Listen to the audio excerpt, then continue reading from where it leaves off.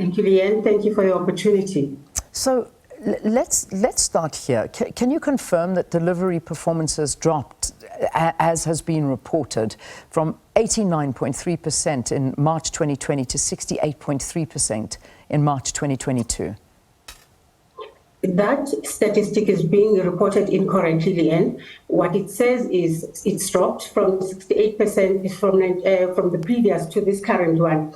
Purely, they are measuring those that were reported or delivered on time. So I think that report misses a statement that says that 68% is the one that was delivered on time, but the remainder also was delivered, but it was outside the delivery standard. Okay, so we're talking these statistics are delivery performance. So that's the delivery performance, but you're disputing what is actually being reported, that it's not as bad as what's being reported. That's not what I'm saying, but yes, okay, technically, that's not what I'm saying. That's standard. The delivery standard given to us by ICASA also measured when you do the delivery. So we managed to deliver just over 68% on time within the delivery standard, but everything else was done. But I cannot stand here and say that the SA Post Office delivers, 100%. That would not be correct. Yeah. The future of the post office is something that many are talking to and many are wondering. And let's perhaps begin with the challenges that SAPO is facing now.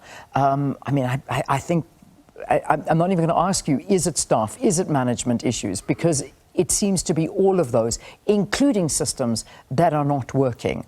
Funding, also a problem. So I've named a few of them. Perhaps you can correct me if I'm wrong, but from your side, what are the greatest challenges? What is happening at the post office? Well, when I took over 18 months ago, which is a year and a half ago now, I realized that a lot had gone wrong at the post office. The post office had actually been in a huge mess. It still is. We have done quite a bit. I think we'll talk about that towards the latter part of the interview. But let me first talk to the management problem, because I think there's a certain narrative that has been, shared countrywide about the Post Office of South Africa. And part of it, you would see it peppered with management and this and the other. The post office does not have a management issue or a management problem. The post office does not have management. There are just no people managing the post office. If I give an example, I am the only one at the C-suite. I'm the only one as group CEO who has a contract of employment. Everyone else in the C-suite is either acting or not there. We do not have a COO, whether acting or not. We just don't have that. And we also have an acting CFO who's been acting, but at least that one will be corrected very soon. We have finalized the recruitment process, and that should be all right. But acting nonetheless. We have an acting CIO from CETA who's been seconded to us. We did not have a group executive for HR until 2 weeks ago. We did not have a group executive for commercial, somebody who's supposed to go out and sell and bring business, until a month ago. So it's not so much that the management that's there does not know what they're doing. It's purely that each of us are doing 5 people's work, each trying to be a jack of all trades. But the biggest issue at SAPO actually can be illustrated in very few issues. One is a staff cost issue. 62% of our expenses is staff related. So you cannot run a business like that. The second thing is that our revenue is also exceeded by our expenses, because if you have 62% of your revenue or of your expenses going into staff costs, you're not really running a sustainable business going forward. Yeah, when I hear you saying what you're saying, I mean, that is just, it's unacceptable. I mean, it's unacceptable that there is literally you that has a position and the rest are in an acting capacity. There is a strategy that's meant to be used for a turnaround for the South African Post Office.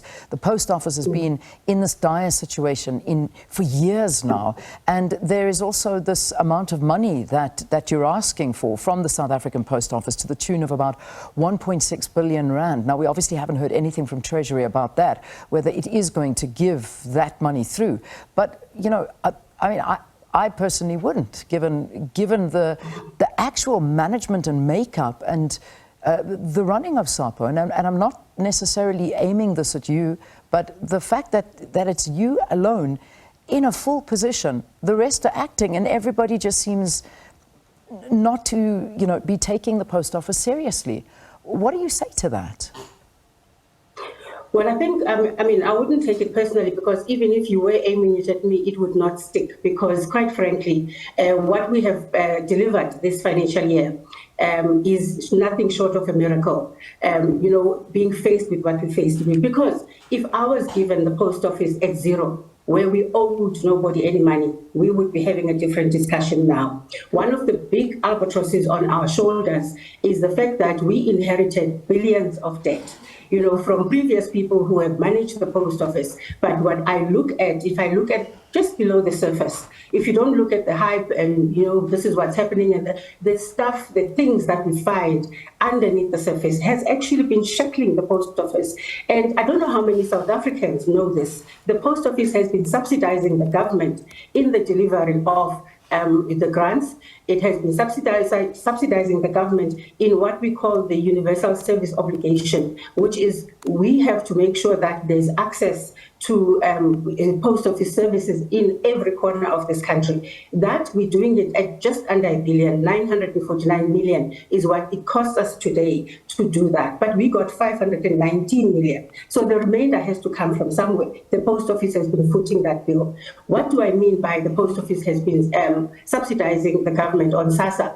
If you look just on the SRD 350 alone, our cost of delivering that service over the counter is just over 30 Rand. What we were being paid by SASSA was 15 Rand. Nobody runs a business like that. So there are a number of things that would have actually kept the post office behind, while everybody else around it, by the way, thrives. So we have gone into what is the cause of the problem? Where did it start? And we are dealing with those at source. We're not very interested in the superficial, fixing of things. So we are now beginning to look at those contracts, because those contracts, they keep on giving to the other side. But for SAPO, they have been very detrimental in terms of the commercials, what we had signed off, what penalties we have to endure, what we have to deliver, etc. So I'm quite excited, though, at the future of the post office, because at least I've seen the past, but also I also see the future quite clearly. Okay, I'm going to ask you to give us some hope as well, because I think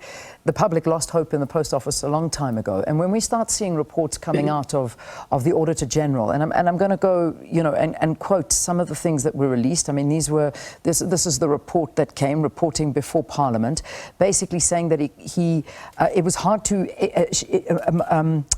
to express an opinion on the 2021-2022 financial statements of SAPO because they were unable to obtain sufficient appropriate audit evidence to provide a basis for an audit opinion on these consolidated and separate financial statements. That's already the first thing that's put out. Furthermore, total liabilities exceeded total assets by 4 billion rand. The company is unable to pay debts that are due. The group and company incurred losses of 2.1 billion rand for the year ended March 2022. What are you excited about? Oh, a lot. I mean, I'm excited about the future, because remember, the Auditor General reports about the past. So that's what happens. That is what has happened. But let me also be hasty and point the following, that this is the third report, which is similar, that the AG has given to SAPO. So that is the first issue. So SAPO's issues are not overnight issues. So if you inherit a company that owes every man and his dog some money, you are going to have to deal with the debt problem as well. But also at the same time, the AG focuses a lot on the going concern, which is what you do when you're measuring businesses. If you're not a going concern, then the AG cannot necessarily give a view. But I do think that in the next financial year, the AG will report differently about SAPO, just on the basis of what we've done up to now, having not received any funding as things stand. Now you want to ask about why is it that we're excited about the future. We firstly have a new strategy called the Post Office of Tomorrow. In that strategy, it actually positions SAPO, in fact, maybe repositions SAPO in a very pivotal role in the economy of the e-commerce because of what we have. We have a wider reach. Nobody beats us in this country by the kind of assets that we have. It's only about how we've used and how we've deployed those assets that, people were able to kind of come in and eat our lunch. So that is one area. We're focusing very much on the e-commerce space. We are making very good inroads in that. Yes, the strategy should be funded. At this point, it's not funded, but we have decided that we're not going to wait, because if we wait, the train will actually pass us by. So there are a number of very exciting initiatives that we are working on towards implementing this very exciting strategy. But of course, our debt does need to be looked into. And also, even in this audit, I do want to say this, Leanne. The audit has improved. Last year, the AG had put a disclaimer on SAPO on 18 matters. This year, they've come down to 13. So for us, that's also something. It means we've dealt with some of the key issues that they were querying. The second issue is on what we call Category A findings. We've reduced those from 59 last year to 38 this year. The losses that you reported on, last year, the losses were 3 billion. This year, you've just reported them to be 2.1. So that's a reduction already that we managed to make sure. And then you look into our costs. We were focused a lot on costs. Year on year, we saved about 171 million in terms of what we had done. So we've done a number of things while we're trying to fix the business, but we needed to also look at how it is that we can survive.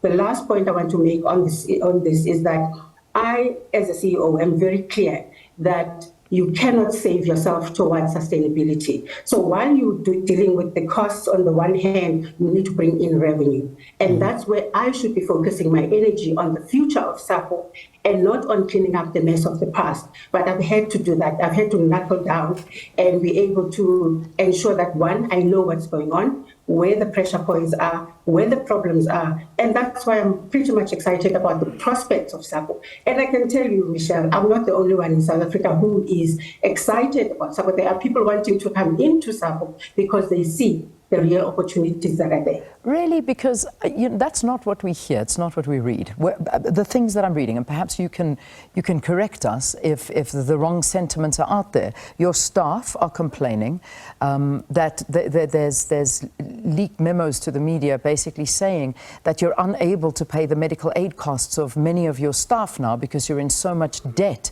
to the company that supplies the medical aids, and that's Medipos. So that's a big problem. I think it's 700 million rand you're owing to Medipos.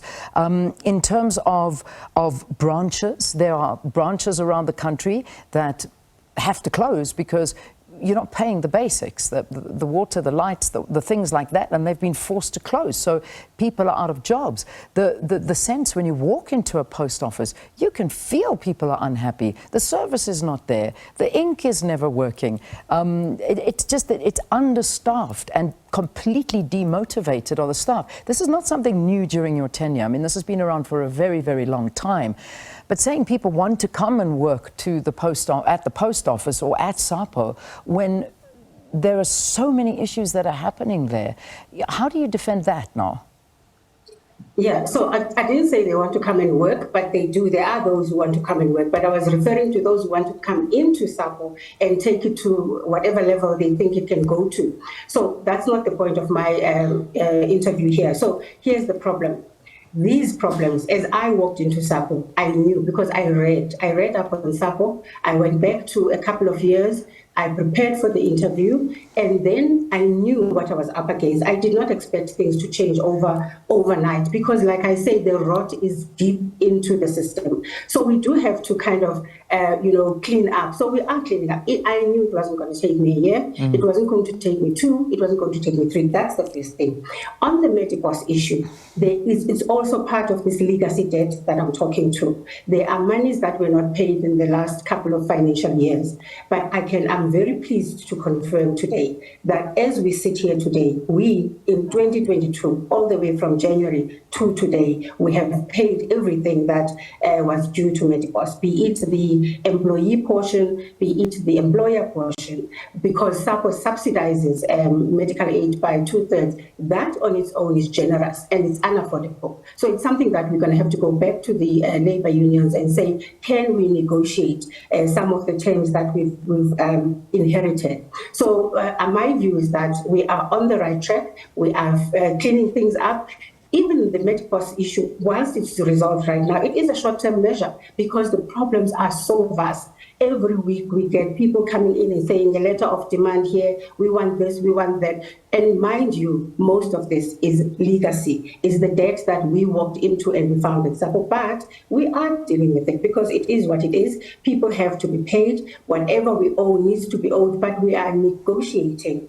One such negotiation was with SARS. We owe SARS also quite a lot of money. And we did go to SARS and say, how can we have a conversation? And they said to us, you will need to pay what you owe, but for now, make sure that debt does not grow. So every month we cover what is due to SARS, be it UIF, VAT, etc. So there is a lot of movement in the positive direction, but I am quite realistic about it that I'm not going to be able to just go overnight and do it, but I'm quite excited by what we've done. If I left SAPO today, Leanne, I would bet on you that whoever takes over from you will find a way better SAPO in terms of foundation. We have cleaned out quite a lot under very difficult conditions. And I mean, we foresee that the next 6 months are going to be even more tougher for us at SAPO, and that we want all our employees to also be with us here. We share information every day. That's why they know what we know. They know what the quantums of the problems are, but we are also saying to them equally, we are walking in this direction. If you want to walk with us, we welcome you to do that. Yeah, just a final question, and I'm stealing time. I'm probably going to get into trouble. Hopefully I won't be shouted at on, because it is my birthday. But the one thing that I want to ask you about is Mark Barnes. So just jumped up at me now. Mark Barnes did an interview, and of course he was in the position before you, and he said that he is regretting that he left, and he wished he'd stayed on and carried on with his vision. When you got into the post office, was that vision being implemented? What do you think about that? I mean, the comments that he's making, saying that had he stayed on, he could have done a much better job than what's happening now. I'll say two things about this. I have not had time to listen to what the previous CEO has been saying. He has been saying a lot of things purely because I've been busy undoing the mess that I found. So I'll focus my energy on what it is that we need to do. But on a more humane level, I feel for him because I am having the time of my life working with SAPO. What gives me the excitement is what I see in the future. So I suppose even for him, that's why they say hindsight is 20/20 vision. All right, we leave it there. Thanks for talking to us. That's the CEO of the South African Post Office telling us there are exciting times ahead for the Post Office, even though it's very tough times. The numbers don't tell us exciting times. The branches don't tell us exciting times, but the CEO is telling us there are exciting times ahead. So let's watch the space.